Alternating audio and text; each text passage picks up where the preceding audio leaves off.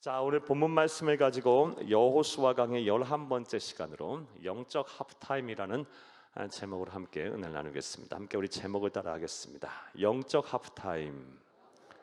한 번 더 따라 합니다. 영적 하프타임. 네, 고맙습니다.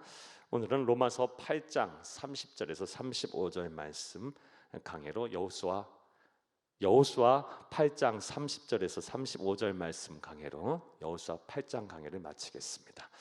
먼저 이전에 여호수아 8장 1절부터 29절까지의 내용 또한 간단하게 먼저 말씀을 드리겠습니다. 하나님의 능력으로 가나안 땅의 교두보이자 그리고 난공불락의 성이었던 여리고 성을 무너뜨린 이스라엘 백성들은 자신이 만만해졌습니다. 그래서 여리고 성과는 비교할 수 없이 작은 성이었던 아이 성을 하나님께 묻지도 아니하고 스스로의 승리의 도취가 돼서 그 성을 공격하게 됩니다. 그리고 우리는 살펴보았듯이 이스라엘 백성은 어떤 결과를 얻게 됩니까? 큰 패배를 하게 됩니다. 패배한 정도가 아니라 그들의 큰 절망에 빠지게 됐어요. 이게 더 문제죠. 사기가 완전히 꺾여버렸다는 게 큰 문제였습니다. 그리고 하나님께서는 왜 이스라엘 백성들이 여리고 성도 무너뜨렸는데 그와는 비교할 바도 안 되게 작은 성인 아이 성에서 실패를 하였는지 그 이유를 분명하게 말씀하셨습니다. 유다 지파의 세라의 증손이자 삽디의 손자고 갈미의 아들인 이 아간이라는 사람이 하나님의 말씀에 불순종해서 하나님께서 분명히 여리고 성을 무너뜨리고 나서 모든 그 안에 전리품들은 다 내 것이니 취하지 말라, 다 진멸하라는 말씀을 어기고 일부를 도적질하였기에 하나님께서 그것에 대해 잘못을 온 이스라엘 공동체의 잘못으로 죄로 여기고 그런 패배를 겪게 하셨다라는 것입니다. 그 외에도 앞서 말씀드린 것처럼 이스라엘 백성들은 스스로의 승리에 도취돼서 교만하였기에 하나님의 능력으로 여리고 성이 무너진 것인데 자신들의 능력으로 여리고 성을 무너뜨렸다 생각에 교만함에 취해서 하나님께 묻지도 아니하고 공격한 결과 그런 패배를 당하게 되었던 것입니다. 이후 이스라엘 백성들은 철저하게 깨닫습니다. 그리고 하나님 앞에 엎드려 자복하고 참회합니다. 무엇보다 죄를 발본색원합니다. 제비를 뽑아 이 아간을 색출하고요. 아간뿐만 아니라 아간의 모든 장막 속에 거하는 이 사람들 그리고 가축들 심지어 물건들까지 전부 다 끌어모아서 거기다 돌을 던지고 사형에 처해 완전히 죄를 발본색원하게 됩니다. 그리고 하나님께서 주신 이 명령대로 전략대로 매복을 통해서 전심전력하여 싸워 아이성에서 결국 승리하게 됩니다. 이 내용이 여호수아서 8장 1절에서 29절까지의 말씀입니다. 그리고 우리는 그러한 일련의 과정들 통해서 하나님이 쓰시는 사람의 선명한 기준이 무엇인가에 대해서 우리가 살펴보았습니다. 먼저 하나님은 성결한 사람을 쓰십니다. 죄 없는 사람을 쓰십니다. 사랑하는 여러분 모두가 죄는 모양이라도 버리시길 간절히 주의 이름으로 부탁합니다. 그리고 우리가 세상을 사는 동안 죄 짓지 않고 어떻게 살 수가 있겠어요? 그리할 때는 하나님 앞에 나와 엎드려 자복하고 회개하며 우리 예수 그리스도의 보혈의 피로 우리의 죄를 말끔하게 씻어야 할 줄로 믿습니다. 성결한 사람을 쓰신다. 이것이 하나님이 쓰시는 사람의 선명한 기준입니다. 두 번째로는 하나님은 어떠한 사람을 하나님은 쓰십니까? 겸손한 사람을 쓰십니다. 교만은 패망의 선봉이고 거만한 마음은 넘어짐의 앞잡이다라고 말씀하셨어요. 자만의 말씀에서요. 사랑하는 여러분, 하나님 앞에 교만하지 아니하고 겸손하게 하나님 앞에 우리 모든 우리의 생명의 주이자 삶의 주이신 하나님 앞에 우리의 삶을 맡기고 생명을 맡기고 여러분이 해야 할 일을 하시길 바라요. 반드시 하나님께서 저와 여러분에게 복을 주시고 쓰실 줄로 믿습니다. 겸손한 사람을 하나님은 쓰십니다. 또 그런 공동체, 그런 교회를 사용하십니다. 나아가 하나님의 말씀에 순종하는 사람을 하나님은 쓰십니다. 이스라엘 백성들이 이 하나님께서 이 매복을 하여 매복 전술을 통해서 아이성에 함락하라 하였을 때 그 이 명령에 아주 온전하게 순종을 했어요. 그리고 그 결과 승리하게 됐습니다. 사랑하는 여러분, 하나님은 하나님의 말씀에 순종하는 사람을 쓰십니다. 명확한 기준이에요. 부디 이러한 하나님이 쓰시는 사람의 선명한 기준을 온전히 충족하시고 이에 따라 말씀을 실천하는 삶을 사셔서 하나님을 기쁘시고 사람들이 칭찬받는 하나님이 쓰시는 참된 복된 성도님 다 되기를 간절히 바랍니다. 할렐루야. 자, 여기까지가 이제 지난 시간에 대한 말씀이었고요. 이제 오늘의 강의를 하겠습니다. 이렇게 부지런히 바쁘게 쉬지 않고 이 여리고성을 함락하고 가나안 땅에 들어와서요, 요단강을 건너왔어요. 여리고성을 함락하고 또 아이성에서 1차 실패하고 또 제2차 공격을 통하여 성공을 한 이스라엘 백성, 쉼없이 막 달려왔어요. 자, 그렇다 우리가 일반적인 생각에 이런 여세를 몰아서 계속해서 정복 전쟁을 해야 되지 않겠습니까? 자, 그런데 오늘 본문 말씀을 보게 되면 하나님께서는 그들의 정복 전쟁에 가는 방향과는 정반대 방향으로 하나님께서 이끄세요. 갑자기 하나님께서는요, 그들이 가야 할 곳, 정복 전쟁으로 나아가야 할 곳은 남쪽인데요, 북쪽을 향하게 하세요. 아이성에서 약 40km 떨어진 곳에 있는 이 세겜이라는 성 주변에 있는 에발산 그리고 그린심 산으로 하나님께서 이끄십니다. 자, 이런 일련의 과정들, 오늘 그 내용에 대한 말씀이 오늘 본문의 내용입니다. 오늘도 한 절 한 절 읽어가면서 하나님 우리에게 주시는 은혜를 찾겠습니다. 자, 그렇다면 왜 하나님께서 정복 전쟁이 한참일 때 여리고 성도 무너뜨렸고 아이 성도 함락시켰는데 그다음 막 여세를 몰아서 정복 전쟁을 계속해 나가야 할 때 하나님께서는 왜 정반대 방향인 에발산으로 가라 명령하셨을까요? 먼저 30절 말씀을 함께 보겠습니다. 그때에 여호수아가 이스라엘 하나님 여호와를 위하여 에발산에 한 제단을 쌓았으니. 아멘. 그때에는 무슨 말? 언제를 말합니까? 여리고성도 함락하고 이후에 아이성도 점령하였을 때에 여호수아가 이스라엘 하나님 여호와를 위하여 에발산에 한 제단을 쌓았으니. 말씀드렸다시피 에발산은 어느 곳에 있는 산이냐? 아이성에서 북쪽으로 약 40km 떨어진 세겜이라는 땅에 있는 산입니다. 이 세겜이라는 땅은 성경을 보면 많은 의미가 있는 상징성이 강한 땅이에요. 먼저 세겜이라는 곳은요, 창세기 12장 말씀 7절 말씀에 보게 되면 믿음의 조상 아브라함이 갈대아 우르를 떠나 제일 먼저 도착하여 제단을 쌓은 곳, 그것이 바로 세겜이에요. 또 창세기 33장 말씀을 보게 되면 야곱이 그곳에서 또 제단을 쌓아요. 그리고 그곳에 우물을 파요. 그러니까 물이 막 터져 나와요. 그리고 이후에 이제 신약 시대에 이르러 요한복음 4장 말씀에 보면 사마리아 수가성의 여인이 우리 주 예수님을 만난 곳이 바로 세겜, 야곱의 우물이 있는 그 땅이 그곳이에요. 자, 그곳에 있는 세겜이라는 곳에 있었던 에발산, 세겜에는 에발산과 그리심산이 마주보고 있었어요. 그리고 그 사이에 있는 분지에 있는 도시가 바로 세겜인데요.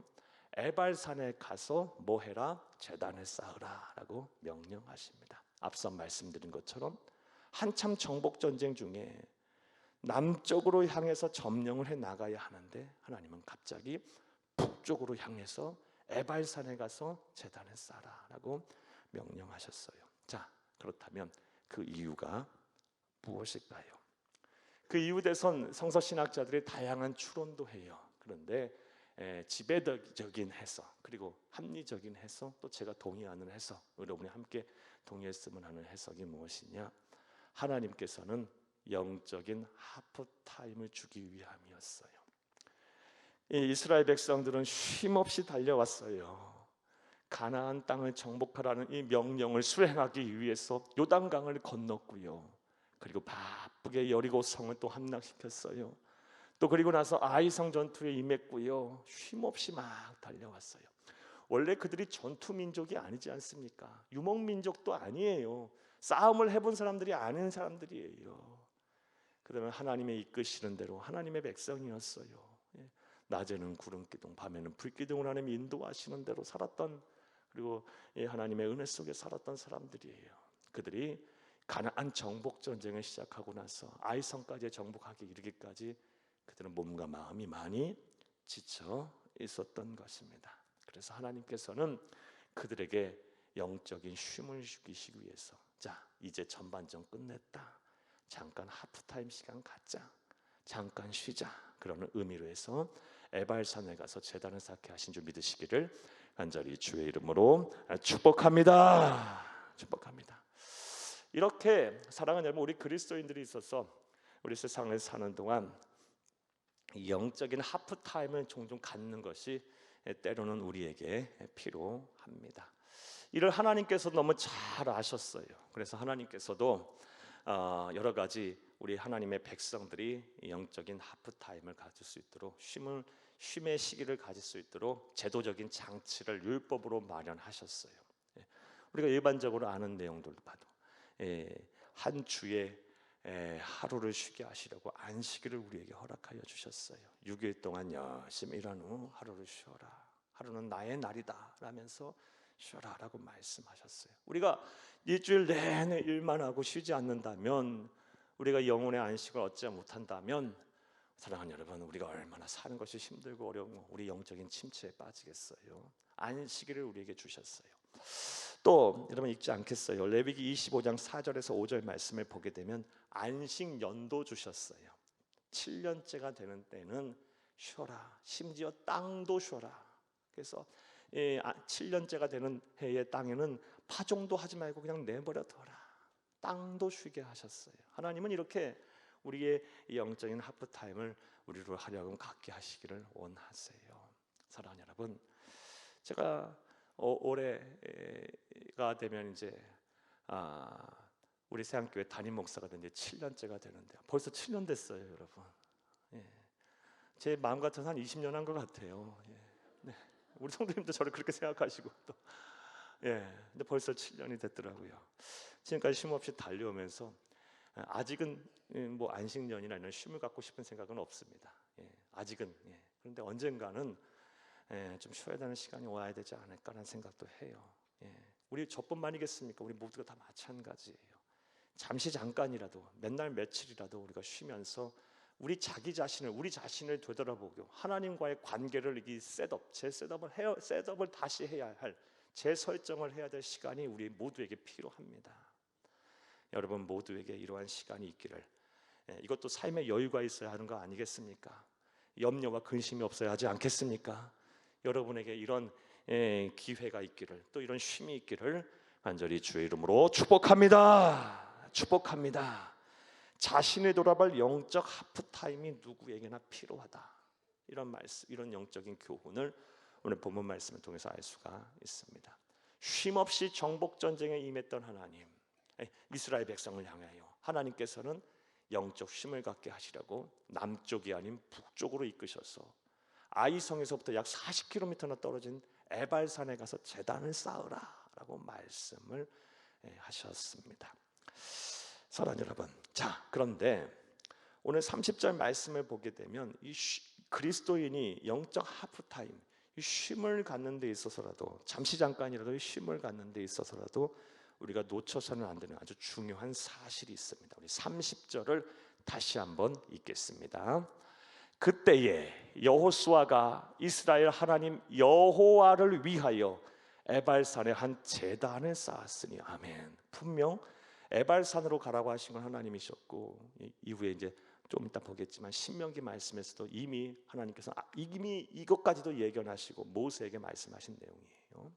자, 그런데 이 에발산에 가서 제단을 쌓았는데 누구를 위하여 제단을 쌓았다고 말하고 있습니까? 여호수아가 이스라엘의 하나님 여호와를 위하여 에발산에 한 제단을 쌓았다.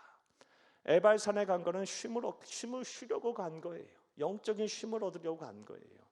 자, 그런데 그 영적인 쉼조차도 여호수아, 성령의 사람, 하나님의 사람은 누구를 위하여 쉬고 있어요? 하나님을 위하여 쉼을 쓰고 있어요. 다른 말로 표현하게 되면 쉼을 갖더라도 우리 그리스도인들은 우리의 삶의 우선순위를 누구에게 두어야 한다? 하나님 앞에 둬야 돼요. 그런데 안타깝게도 성도들이 그렇지 못해요. 잠시 잠깐 쉬고 사역에 잠깐 쉴 때도 있어요. 내려놓을 때도 있어요. 그리고 잠시 잠깐이라도 몇 날 며칠이라도 마음의 평안을, 내 자신을 돌아보고 마음의 평안을 얻기 위해서 쉼을 얻을 때가 있는데 하나님과는 전혀 상관없는 일들을 해요. 여러분, 이것이 얼마나 우리의 영혼을 침체에 빠지게 하는지는요, 저는 정말 뼈저리게 느껴요. 뭐 특별하게 쉬는 것도 아니고요. 하루만, 아니 이틀만, 하루 이틀만 기도 안 하고 성경 보지 않으면요, 설교를 못 하겠어요. 여러분, 제가 설교를 한두 번 한 사람입니까? 얼마나 오랜 시간 동안 많은 설교를 했겠어요. 근데 하루만 기도 안 하고요, 그냥 뭐 사람들과 어울려서 뭐 여러 회의하고 시간 갖고 놀고 뭐 이렇게 하면, 그런 시간들을 가지면요, 하루 이틀만 그래도 설교를 못 하겠어요. 힘이 들어요. 이 자리에 서기까지가 너무 힘들고 성도들 대하는 것도 힘들고요. 하나님하고 나와의 앞에 내가 하나님 내게 주시는 영감이 달라요. 뼈저리게 느껴요. 이게 어떻게 저에게만 해당되는 사항이겠어요? 하나님 모든 백성들 다 마찬가지예요. 쉼을 갖더라도 삶의 우선순위는 누구에게 두라? 하나님 앞에 두세요. 기억하세요. 그래야 우리의 인생의 삶의 주인이시고 생명의 주인 되신 우리의 치료자이신 하나님께서 우리의 영혼도 치료하시고 회복도 시키시며 참된 쉼을 얻게 하시는 거예요. 꼭 기억하시는 여러분 되기를 간절히 주의 이름으로 부탁합니다. 자, 한번 따라 하시겠습니다. 쉼을 갖더라도 삶의 우선순위를 여호와 하나님께 두라. 한 번 더 따라해요. 쉼을 갖더라도 삶의 우선순위를 여호와 하나님께 두라. 꼭 기억하시는 여러분 되기를 다시 한번 간절히 주의 이름으로 부탁합니다. 30절 말씀에 여호수아는 에발산에 분명 영적인 쉼을 얻기 위해 갔어요. 이스라엘 백성들과 함께. 그런데 분명 기록하고 있어요. 여호와 하나님을 위하여, 자기 자신을 위하여, 이스라엘 백성들을 위하여 아니요, 여호와 하나님을 위하여 에발산에 제단을 쌓았더라. 여호수아, 성령의 사람은 우리의 신앙의 본보기가 될 이 성령의 사람인 여호수아는 쉼을 갖더라도 삶의 우선순위를 하나님 앞에 두고 있어요. 참된 쉼을 얻게 됐을 거예요. 자, 그렇다면 이제 좀 구체적으로 이제 생각을 해보겠습니다. 하나님께서는 그들을 에발산으로 이끄셨어요. 그래서 영적 하프타임을 갖게 하셨는데 그곳에서 에발산에서 그들은 무엇을 했을까요? 좀 더 구체적으로 생각을 해보겠어요. 그리고 이를 통해 알 수 있는 우리가 영적 하프타임을 가질 때 중요하게 생각해야 할 것은 무엇일까요? 오늘 이런 교훈을 한번 찾아보며 은혜를 나누겠습니다. 자, 먼저 한번 따라 하시겠습니다. 첫째로, 하나님의 명령을 잊지 말고 지켜야 한다. 사랑하는 여러분, 에발산으로 이끄신 건 분명 하나님이셨어요. 그리고 하나님께서는요, 지금 이 에발산으로 이끄시는 모든 과정과 이런 일들을 그냥 이 순간에 임기응변식으로 말씀하신 것은 아니었어요. 계획하신 것은 아니었어요. 이미 가나안 정복 전쟁 이전에, 아니 여호수아가 이스라엘의 지도자가 되기 이전에 하나님께서는 모세를 통해서 분명 이 시점에 가서 에발산에 가서 영적 쉼을 얻으라고 하나님께서는 계획을 세워 놓으셨어요. 자, 말씀 한번 보겠어요. 신명기 11장 29절을 함께 보겠습니다. 내 하나님 여호와께서 내가 가서 차지할 땅으로 너를 인도하여 들이실 때에 너는 그리심 산에서 축복을 선포하고 에발산에서 저주를 선포하라. 아멘. 이 말씀은 하나님의 종이었던 모세가 모압 평지에서 이스라엘 백성들을 모아놓고 저 가나안 땅을 바라보라라고 하면서 그 옛날 했던 말씀이에요. 하나님은 여기까지 지금 보고 계신 거예요. 예. 사랑하는 여러분, 우리 하나님이 이런 분이에요. 우리는 단 1분 1초도 앞날을 내다보지 못하지만 하나님은 영원 속에 계시면서 시간의 초월자 되시는 그 하나님께서 우리의 모든 것을 알고 계시고 보고 계시고 또 준비하고 계세요. 이런 여호와 이레 되시는 하나님을 꼭 기억하시기를 간절히 주의 이름으로 축복합니다. 예, 사랑하는 여러분, 이스라엘 백성들이 이 시점에 이르게 되면 아이성의 실패와 또 성공을 통해서 성공에 이르는 시점이 되게 되면 그들이 어떠한 상태에 이르지까지 하나님께서는 아셨어요. 그래서 일찍이 모세를 통해서 너희들이 가나안 땅에 들어갔을 때 에발산과 그리산을 가서 에발산에 가서는 저주를 선포하고 그립신 가서는 축복을 선포해라 라고 말씀하셨어요. 그리고 그 명령을 지금 여호수아와 이스라엘 백성들이 잊지 않고 지킨 것입니다. 사랑하는 여러분, 이를 통해 우리는 다음 같은 교훈을 얻을 수 있어요. 우리가 영적인 하프타임을 갖더라도요, 하나님이 내게 명령하신 바가 있으면 그걸 잊지 말아야 돼요. 그리고 그걸 기억하고 그것을 지키기 위해서 기도해야 돼요. 당장 무슨 일을 하지 않다 할지라도 하나님이 내게 명령하신 바가 있으면 그걸 싹 잊어버리고 세상 사람들처럼 쉬면 안 돼요. 여러분, 명령을 잘 지키고 행하는 여러분 되기를 간절히 주의 이름으로 축복합니다. 자, 특별히 이 하나님께서는 에발산으로 가서 그곳에 가서 에발산에 가서 저주를 선포하고 그립신 산에 가서 축복을 선포하라고 말씀하셨는데 우리 신명기 12장 29절 말씀에 에발산에 가서는 저주를 선포하라 그랬고 그립신 산에 가서는 축복을 선포하라 말씀하셨을까요? 앞서 말씀드린 대로 이 두 산은 세겜이라는 이 도시 안에를 둘러싸고 있는 서로 마주보고 있는 산이에요. 이 에발산은요, 그런데 민둥산이에요. 돌로 이루어진 돌산이에요. 나무 한 그루가 없어요. 그런데 반대로 그립신산에는요, 연중 끊어지지 아니하고 나오는 샘이 있어요. 그래서 그곳엔 숲이 우거져 있다고 해요. 당시 사람들 그렇게 생각한 거예요. 에발산은 뭘 상징해요? 저주를 상징해요. 죽음의 산이에요. 사람이 살기에 적합하지 않아요. 생명체가 살기에 적합하지 않은 그런 허허벌판 그냥 돌산일 뿐이고요. 반면에 똑같이 마주보고 있는 도시 안에 있는 같은 위치에 서로 마주보고 있는 산인데 이 그립신산에서는요, 끊어지지 아니하는 물이 터져 나와 연중 푸른 그런 숲이 우거진 생명력이 가득한 이런 산, 축복을 상징해요. 그래서 에발산에 가서는 저주를 선포하고 그리심산 가서는 축복을 선언하라라고 말씀하신 거예요. 그리고 구체적으로 신명기 27장 11절에서 13절 말씀에 보게 되면 이 하나님께서는 모세를 통해서 이 12지파를 둘로 또 나눠요. 그래서 6지파는 에발산에 서게 하고 또 나머지 6지파는 그립신산에 서게 하십니다. 이 말씀은 좀 볼까요? 함께 보겠습니다. 신명기 27장 11절에서 13절 말씀입니다.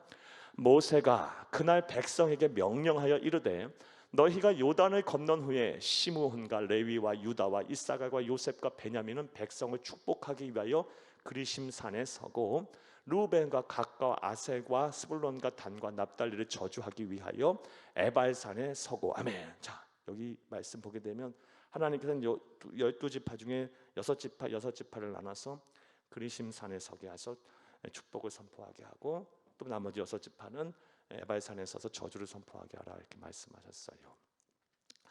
혹자들은 이 6지파가 앞서 이 그리심산에 서게 한 6지파는 대다로 복을 받는 축복의 조상들이기 때문에 그런 믿음의 지파이기 때문에 하나님께서 이 복을 주시기 위해서 거기 곳에 서게 했고 나머지 6지파는 반대로 하나님 앞에 악을 행했기 때문에 그곳에 서게 했다라고 해석하는 사람도 있는데 이건 과한 해석인 것 같고요.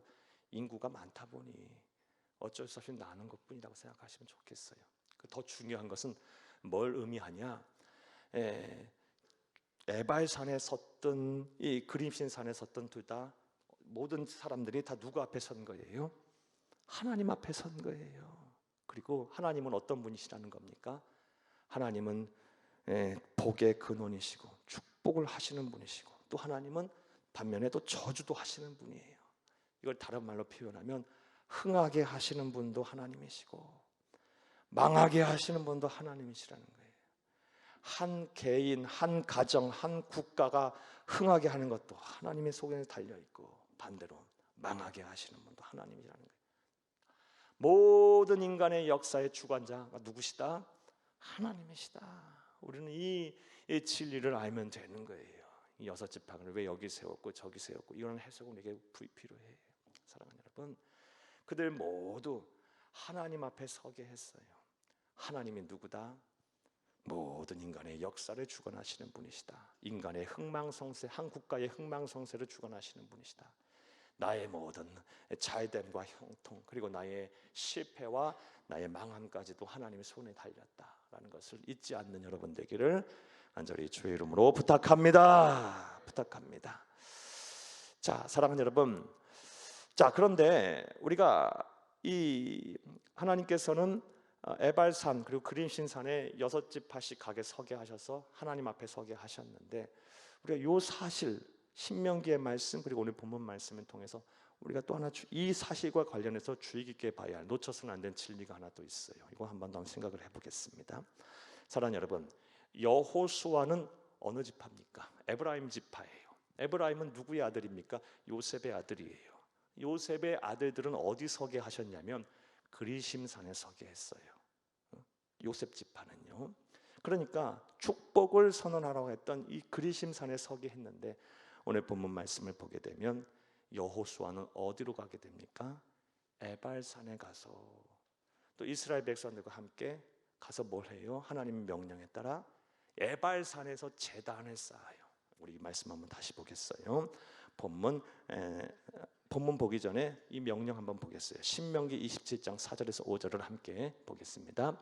너희가 요단을 건너거든 내가 오늘 너희에게 명령하는 이 돌들을 에발산에 세우고 그 위에 석회를 바를 것이며, 또 거기서 내 하나님 여호와를 위하여 제단 곧 돌단을 쌓되 그것에 쇠 연장을 대지 말지니라. 아멘. 에발산에 세우라. 자, 그리고 나서 오늘 또 오늘 본문 30절도 함께 읽겠습니다. 30절 한 번 더 읽겠습니다. 그때에 여호수아가 이스라엘의 하나님 여호와를 위하여 에발산에 한 제단을 쌓았으니. 아멘.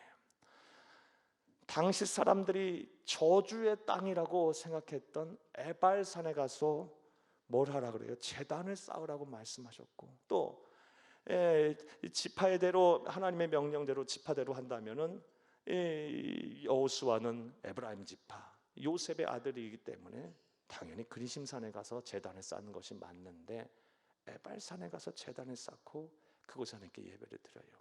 사랑하는 여러분, 이를 통해 우리가 알 수 있는 영적 교훈이 뭘까요? 분명 하나님의 명령이거든요. 이 또한요, 하나님은 우리 이 사실을 통해서 우리에게 무슨 말씀을 해주시고 계시는 걸까요? 잘 들으세요. 사랑하는 여러분, 하나님은 당신의 백성을 사용하여 당신의 백성을 통해서 저주의 땅을 축복의 땅으로 바꾸시는 분이시에요. 꼭 이것을 기억하시는 여러분 되기를 간절히 주의 이름으로 축복합니다. 이 약속의 말씀 한번 볼게요. 역대하 7장 14절 말씀 함께 보겠습니다.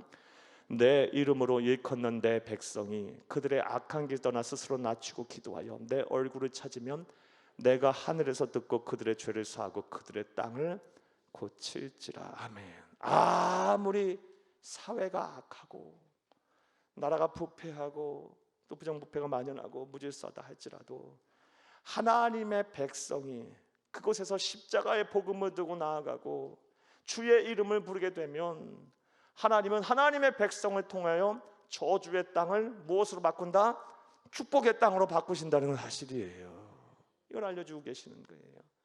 에발산은 저주의 땅이에요. 그곳에 가서 뭐 해라? 축복의 땅으로 바꾸어라라는 말씀이에요. 이것이 비단 국가와 땅만에 해당될까요? 우리 가정도 마찬가지예요. 여러분의 가정이 설령 대대손손 하나님을 멀리하고 하나님을 대적하고 또 망하는 집안이라 할지라도 여러분이, 하나님의 백성인 여러분이 십자가의 복음을 꼭 붙들고 인내하고 참고 견디며 기다리면, 기도하면, 신앙의 절개를 지키면 여러분을 통해서 여러분의 가정을 축복의 가문으로 바꾸실 줄로 믿습니다. 하나님이 일하시는 방법이에요. 하나님은 지금도 일을 열심히 하고 계세요. 부디 여러분 까닭에, 여러분 한 분 한 분 까닭에 여러분의 가정들이, 여러분의 가문들이 다 바뀌기를, 또 여러분의 직장과 사업장과 여러분의 삶의 자리들이 바뀌기를 다시 한번 간절히 주의 이름으로 축복합니다. 축복합니다.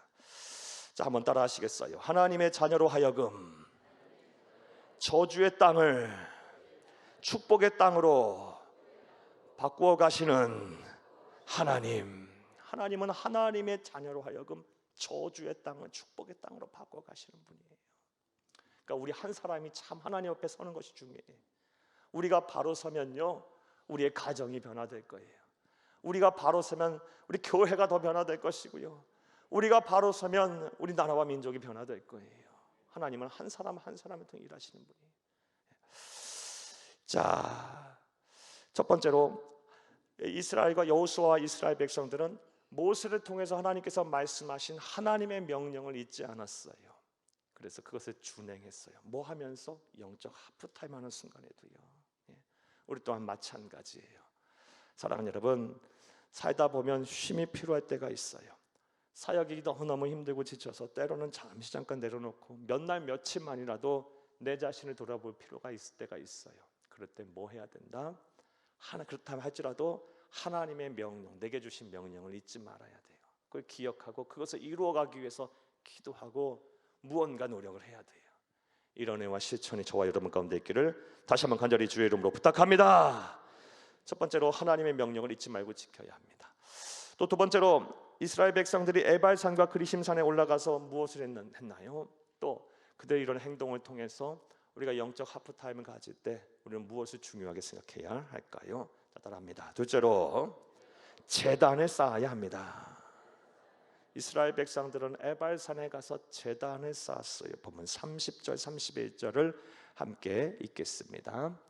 그때에 여호수아가 이스라엘의 하나님 여호와를 위하여 에발산에 한 제단을 쌓았으니 31절 이는 여호와의 종 모세가 이스라엘 자손에게 명령한 것과 모세의 율법책에 기록된 대로 쇠 연장으로 다듬지 아니한 쇠돌로 만든 제단이라.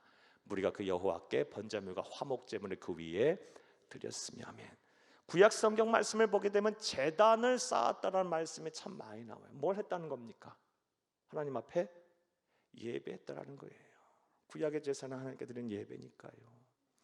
사랑하는 여러분, 영적 하프타임을 가질 때는 예배를 꼭 소홀히 하시지 마세요. 사랑하는 여러분, 영적 하프타임의 시간은 그저 쉬는 시간이 아닌 하나님 앞에 우리를 내려놓고 예배하는 시간이 되어야 할 줄로 믿습니다. 한번 따라해요. 영적 하프타임의 시간은 그저 쉬는 시간이 아닌 하나님 앞에 우리를 내려놓고 예배하는 시간이어야 한다. 하나님은 예배를 통하여 우리를 만나셔요. 잊지 마세요. 예배라는 것을 통해서 영이신 하나님 우리를 만나는 거예요. 찬송과 기도와 말씀 선포로, 또 우리가 드리는 예물과 성도들, 믿음의 형제자매들과의 교제를 통해서 하나님은 이 예배라는 공간 안에서, 시간 안에서 우리를 만나시고 우리와 교제하시는 분이에요. 따라서 예배하지 않으면 하나님과 무슨 수로 교제하겠어요? 사랑하는 여러분, 영적 쉼을 갖는 시간에는요, 뭐 하는 시간이다? 더 예배에 집중하는 시간이다. 더 예배를 통하여 하나님을 만나야 하는 시간이다 라는 걸 기억하시기를 간절히 부탁합니다. 간절히 부탁해요. 근데 안타깝게 성도들이 그렇지 않아. 잠깐 쉬겠어요. 목사님, 저에게 쉼이 필요해요. 잠깐 사역 내려놓겠어요 하면 제일 먼저 안 하는 게 뭐야? 예배부터 안 해. 이 앞에서 예배 드리시던 분이 절로 가고 그래. 그리고 일찍부터 와서 예배 봉사 헌신하고 그렇게 하시던 분들이 시간도 다 늦게 와. 뭐 도둑 무슨 잘못한 사람 마냥 몰래 숨어서 예배드리고 가고 그래. 그러지 마셔요. 뭐 죄졌습니까? 떳떳하게 당당하게 하나님 앞에 부끄러움 없이 예배에 집중하세요. 예배자로 서세요. 그래야 진정한 회복이 있고, 그래야 진정한 하나님의 은혜 회복이 있는 거예요. 우리가 왜 쉬는지를 정확하게 기억하세요. 우린 영적 쉼을 통해, 하프타임을 통해 다시 재충전이 되고 다시 소생하기 위함이에요. 더 큰 비전과 더 큰 꿈을 갖기 위함이에요. 하나님이 더 큰 은사를 받기 위함이에요, 여러분. 그러려면 하나님을 제대로 만나야죠. 영적 하프타임의 시간은 우리를 내려놓고 하나님을 만나는 시간이에요. 예배의 시간을 임을 기억하시기를 간절히 바랍니다. 할렐루야, 할렐루야. 참, 예배만큼 우리가 귀한 것이 없어요. 예배를 생명처럼 귀하게 여기세요. 자, 그런데 오늘 본문 말씀 보게 되면 이 예배를 드리는 데 있어서 하나님께서 우리에게, 이스라엘 백성들에게, 또 오늘날 우리에게 제시하고 계시는 진정한 예배자의 모습이 하나 남아요. 31절 말씀을 다시 한번 보겠습니다. 31절 말씀.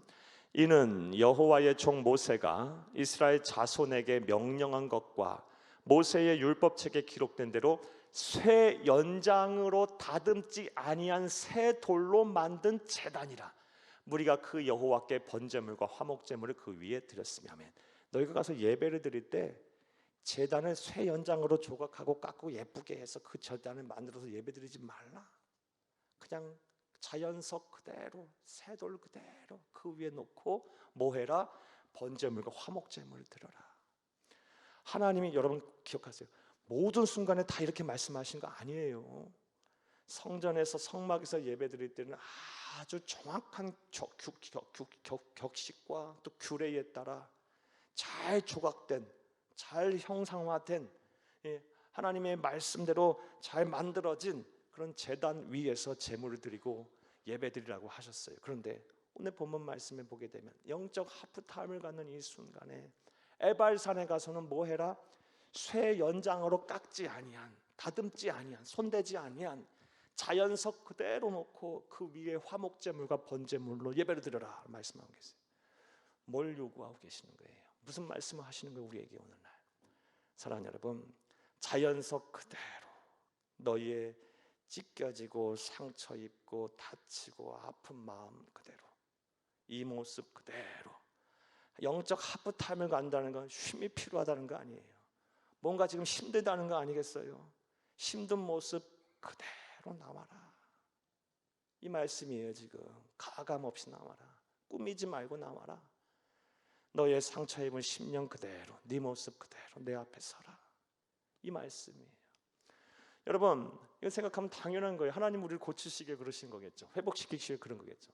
생각해보면 당연해. 우리가 병원에 가서 여기 아픈 환부를 의사 선생님한테 보여줘야 되는데 이 환부가 내가 보기에 참 안 예쁘게 생겼어. 그럼 이거를 아주 예쁘게 화장하고 가. 그럼 돼요? 안 되지. 안 되지. 있는 모습 그대로 보여줘야 고침을 받지. 마찬가지예요. 마찬가지. 하나님 앞에 예배할 때, 특별히 영적 하프타임 쉼을 갖는 시간에 예배할 때는요, 있는 모습 그대로 하나님 앞에 나오세요. 제발 그 체면도 좀 내려놓고, 자존심도 좀 내려놓고, 내 이성적 판단과 고집도 좀 내려놓고, 힘든 것 그대로 여과 없이 하나님 앞에 보여드리세요. 사람한테 보이란 말이 아니고 하나님 앞에 보이세요. 뭐 이러쿵저러쿵 사람들한테 말할 필요도 없어요. 말하지 마세요. 그런 거 갖고. 목회자들이나 신실한 믿음의 형제 중보 기도자들한테만 의논하는 얘기고, 그냥 있는 모습 그대로 하나님 앞에 나와 예배하면서, 하나님이여, 나의 이 쉼이 필요한 나의 영혼을 받으시고 내 영혼을 치료하시고 회복시키시옵소서라고 구하면 하나님께서 여러분의 기도를 들으시고 여러분의 예배를 받으시고 반드시 여러분의 삶을, 상처 입은 심령을 회복시키고 고치실 줄로 믿습니다. 믿습니다. 쇠로 다듬지 아니한 쇠돌로 만든 제단이 쇠로 다듬지 아니하는 쇠돌로 만든 제단으로 예배드려라. 영적 하프타임 할 때는 제단이 틀려요. 여러분, 이렇게 예배하라고 말씀하고 계세요. 참 이런 거 생각하면 하나님은 정말 세심하신 분이죠. 세밀하게 우리를 살피시는 분이에요. 예.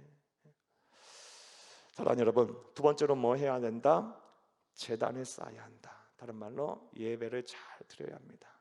영적 하프타임 쉼을 갖는 시간에는 그냥 무턱대고 쉬는 시간이 아니에요. 이때는 우리 자신을 내려놓고 하나님 앞에 예배에 집중하는 시간이에요.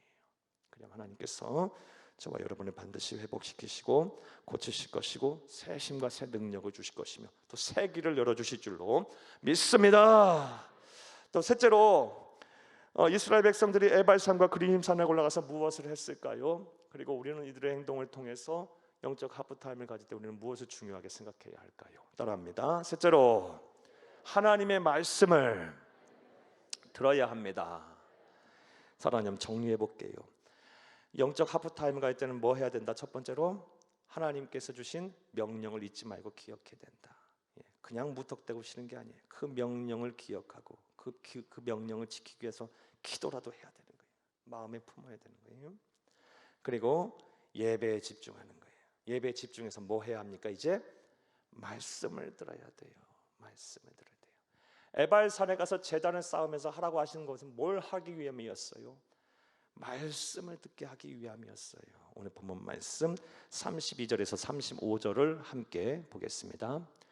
여호수아가 거기서 모세가 기록한 율법을 이스라엘 자손의 목전에서 그 돌에 기록하매 얼마나 확실하게 듣게 하려면 눈에 보이도록 기록했어요. 33절 온 이스라엘과 그 장로들과 관리들과 재판장들과 본토인들뿐만 아니라 이방인까지 여호와의 언약궤를 맨 레위 사람 제사장들 앞에서 그의 좌우에 서되 절반은 그리심산에 절반은 에발산에 섰으니 이는 전에 여호와의 종 모세가 이스라엘 백성에게 축복하라고 명령한 대로 함이라. 다 말씀 들으려고 온 백성들 다 썼어요. 심지어 이방인들까지. 34절 그 후에 여호수아가 율법책에 기록된 모든 것대로 축복과 저주하는 율법의 모든 말씀을 낭독하였으니 모세가 명령한 것과 여호수아가 이스라엘의 온 회중과 여자들과 아이들과 그 중에 동행하는 거류민들 앞에서 낭독하지 아니한 말이 하나도 없었더라. 아멘. 영적 하프타임의 시간은 하나님의 말씀을 듣는 시간이에요. 하나님의 말씀. 왜 그러면 하나님의 말씀을 우리는 들어야 할까요? 성경에 보면요, 하나님의 말씀이 우리 영혼의 상한 영혼의 치료제라는 말씀이 참 많이 나와요. 한 말씀 볼까요? 시편 19편 7절에서 8절을 함께 보겠습니다. 여호와의 율법은 완전하여 영혼을 소성시키며 여호와의 증거는 확실하여 우둔한 자를 지혜롭게 하며 여호와의 교훈은 정직하여 마음을 기쁘게 하고 여호와의 계명은 순결하여 눈을 밝게 하시도다. 아멘. 여러분이 시편 19편 7, 8절 말씀 꼭 외우세요. 7, 8절 말씀 여호와의 율법, 여호와의 증거, 여호와의 교훈, 여호와의 계명 다 같은 말이에요. 하나님 말씀. 하나님의 말씀은 완전하여 우리의 영혼을 소성시킨다. 소성시킨다는 말이 뭘까요? 소성시킨다. 히브리어 원어는 슈럽이에요.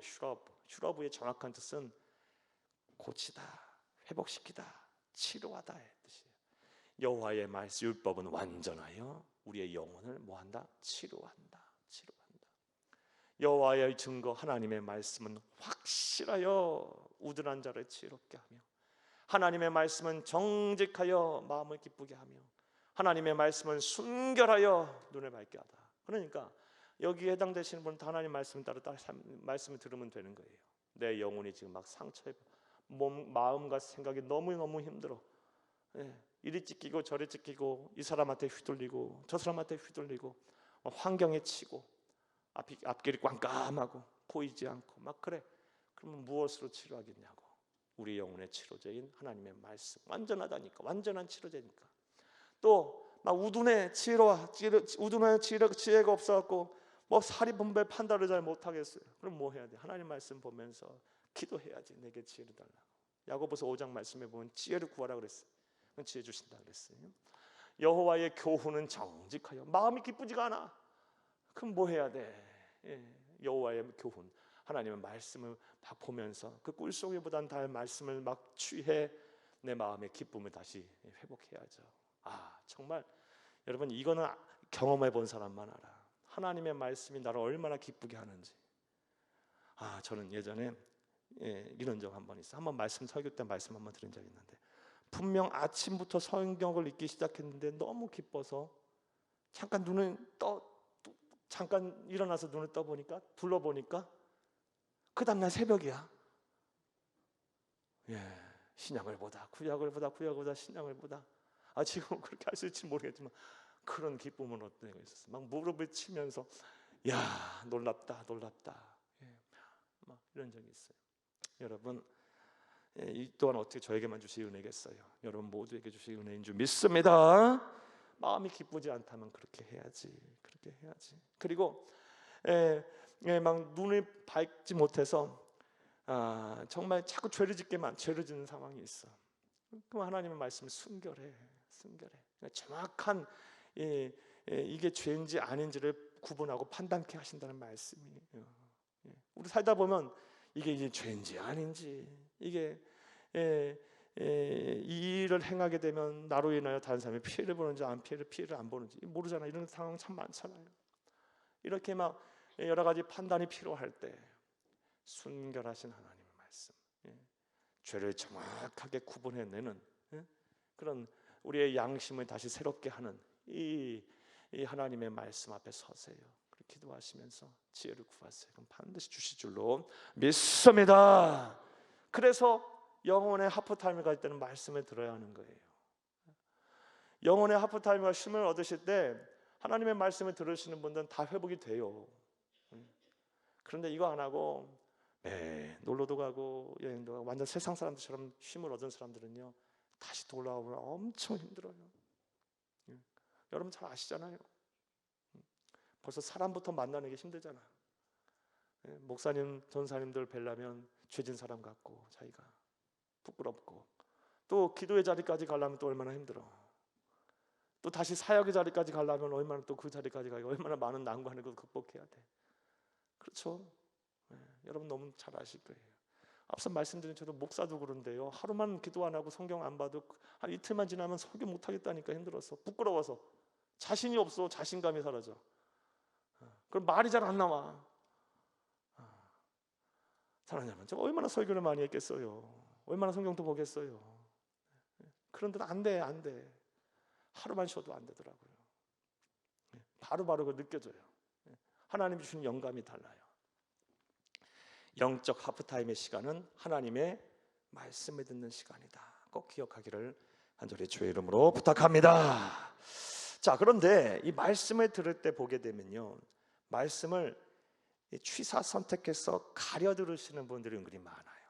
이게 제가 설교자로서도 고민이기도 해요. 여러분이 어떻게 판단하고 느끼실지 모르겠지만요, 사람은 누구나 다 마찬가지예요. 나를 죄를 책망하고 막 들추어내고 지적하고 막 가르치고 이런 말씀 들으면요, 마음이 힘들어. 그렇죠? 아무리 그게 하나님의 말씀이라도. 그리고 그 많은 말씀을 계속 듣다 보면요, 둘 중에 하나야. 정말 막 심령이 변화돼서 삶에 막 근본적인 변화를 일으키시는 분들 계셔. 이게 정말 순기능이죠. 근데 역기능도 발생해. 그런 말씀만 하신다고 해서 뛰쳐나가 버려. 나는 위로가 필요한데 막 이러면서. 또 반면에 위로의 메시지, 사랑의 메시지만 이렇게 막 선포하면요, 그냥 사람들이 막 그 순간에는 막 감정이 막 요동쳐요. 그런데 이 순기능이죠. 감정이 순화된다는 거. 근데 역기능이 또 뭐냐? 진정한 삶의 변화가 안 나타나. 하나님의 말씀만 살아 운동력이 있어 좌우의 날쌘과 같이 우리의 심령과 골수를 쪼개서 또 우리의 마음과 생각을 감찰하시면서 진정한 변화를 일으켜야 되는 거 아니에요? 그런데 하나님의 말씀을 평생 들어도 위로의 말씀, 축복의 말씀, 이 사랑의 말씀만 듣게 되면 진정한 삶의 변화가 안 나타나요. 여러분, 뭐가 더 우리에게 유익이겠어요? 이런 생각도 해봐야죠. 균형 있게 다 들어야 되는 거예요. 자신의 죄를 책망하고 들추어내고 막 때로는 막 구역질 날 정도로 막 내 죄를 막 밝혀내는, 들추어내는 이런 말씀도 들어야 하고, 그래서 그걸 지키지 않을 때는 막 하나님께서 심판하신다라는 저주의 말씀도 들어야 하고, 반면에 이런 말씀뿐만 아니라 또 나를 향한 하나님의 사랑의 축복의 말씀, 사랑의 말씀, 또 위로의 말씀도 들어야 돼요. 오늘 본문 말씀을 보세요. 오늘 본문에 여기 보게 되면 축복과 저주의 말씀, 모든 말씀을 전부 선포합니다. 말씀 보겠어요. 33절에서 35절을 함께 보겠습니다. 온 이스라엘과 그 장로들과 관리들과 재판장들과 본토인분들뿐만 아니라 이방인들까지 여호와의 언약궤를 맨 레위 사람 제사장들 앞에서 궤의 좌우에 서되 절반은 그리심산 앞에 절반은 에발산에 섰으나 이는 전에 여호와의 종 모세가 이스라엘 백성에게 축복하라고 명령대로 합니다. 34절 그 후에 여호수아가 율법책에 기록된 모든 것대로 축복과 저주하는 율법의 모든 말씀을 낭독하였으니 모세가 명령한 것은 여호수아가 이스라엘 온 회중과 여자들과 아이들과 그들 중에 동행하는 거류민들 앞에서 낭독하지 아니한 말이 하나도 없었더라. 아멘. 말씀을 가려 듣지 마세요. 좋아하는 말씀만 들으려 하지 마세요. 여러분 하나님의 말씀을 잘 듣고 여러분 책망할 때는 내 죄를 책망하시는구나, 내 자신을 돌아보며 아멘하고 받으시고, 또 하나님 말씀 설교자가 자기 자랑, 신변잡기적인 얘기, 이런 정치적인 얘기하면 안 들어도 돼. 하나님의 말씀인 성경의 근거에서 내 죄를 책망하고 지적하면 그 말씀 아멘으로 받으시고, 또 사랑의 말씀, 권면함의 축복의 말씀은 성경의 근거에서 말씀 선포하면 그 말씀을 또 하나님의 음성으로 듣고 위로를 받으시고 심령이 회복되시기를 간절히 주의 이름으로 축복합니다. 축복합니다. 자, 이제 말씀 맺겠습니다. 오늘은 하나님께서 한창 정복 전쟁 중인 이스라엘 백성들을 이 여세를 모사 계속 정복 전쟁에 하게 하는 것이 아니라 정반대 방향인 북쪽으로 향하게 하셔서 에발산에 가서 제단을 쌓고 영적 쉼을 얻게 하신 말씀을 통해 우리 깨닫게 되는 영적 교훈을 얻었어요. 사랑하는 여러분, 우리 모두에게도요 때로는 쉼이 필요해요. 영적인 쉼이 필요해요. 잠깐 영적 하프타임이 필요해요. 하프타임은 오래 쉬는 게 아니에요, 여러분. 하프타임 1년 쉽니까? 아니요. 하프타임, 축구에서 하프타임 몇 분이에요? 5분? 10분? 축구들을 모르세요? 저도 몰라서 묻는 거예요. 5분? 10분? 15분. 15분이에요. 45분 뛰고 15분 쉬고 또 45분 뛰는 거예요. 긴 시간이 아니에요. 길게 뛰면 쉬면 안 되는 거예요. 잠깐 그래도 쉼이 필요해요. 몇 날 며칠이라도 쉬어야 돼요. 그때 우리는 무엇을 해야 합니까? 말씀하신 대로 그때라도 하나님의 명령을 잊지 말아야 돼요. 지켜야 돼요. 그리고 제단을 쌓아야 돼요. 예배를 생명같이 여기고 소홀히 하시면 안 돼요. 영적 하프타임의 시간은 그저 쉬는 시간이 아니라 하나님 앞에 우리를 내어놓고 예배하는 시간이에요. 그리고 예배를 통해 하나님의 말씀을 들으세요. 우리의 영혼의 치료제, 우리를 소성시키는 이 영혼의 치료제의 말씀을 듣고 심령이 회복되시기를 바라요. 부디 이러한 노력과 실천을 통해 여러분의 심령이 더 굳건해지고 강건해져서 영혼이 잘된 같이 범사에 잘되고 형통하기를 간절히 주의 이름으로 축복합니다. 축복합니다. 축복합니다.